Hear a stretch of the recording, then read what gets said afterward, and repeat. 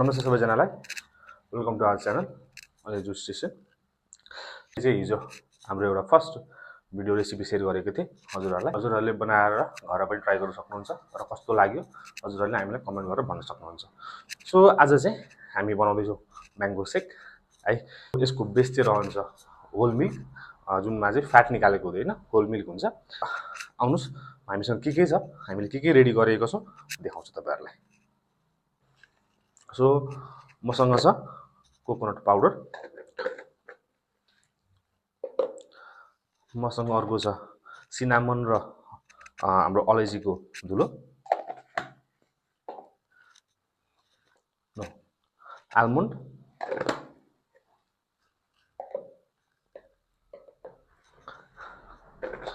मसँग छ काजुको पेस्ट,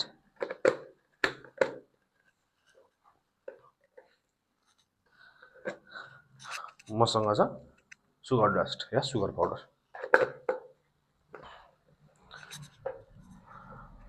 मैले लिएको छु 200 ml होल मिल्क चिल्ड, मसँग छ दुईटा म्याङ्गो र मसँग छ थोरै आइसक्रिम पनि।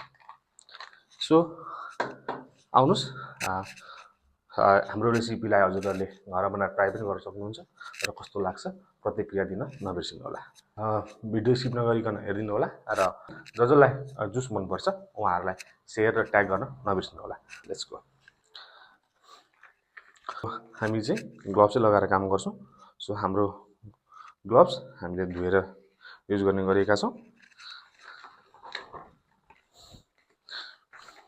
सो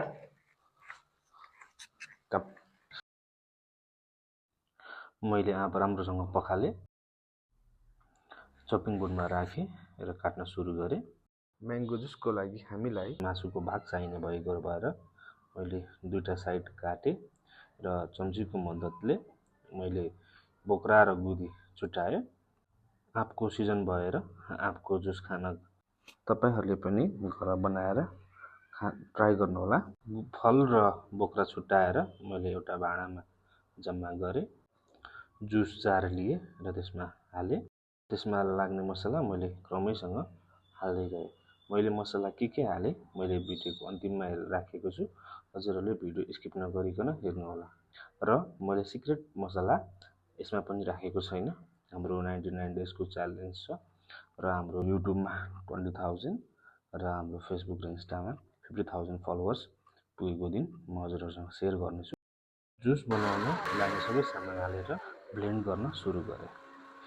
केही समय ब्लेन्ड गरेपछि र कन्सिस्टेन्सी आएपछि मैले ग्लास लिएँ अनि हाल्न सुरु गरेँ। हाम्रो म्याङ्गो जुसको क्वान्टिटी 300 ml हुन्छ अनि प्राइस मात्र 150। हाम्रो च्यानल सब्सक्राइब गर्नुभएको छ र पेज फलो गर्नुभएको छ भने स्पेसल डिस्काउन्ट पाउनुहुनेछ। And don't forget to follow us on Facebook page and YouTube. यो चाहिँ हाम्रो फाइनल लुक्स, फाइनल प्रोडक्ट।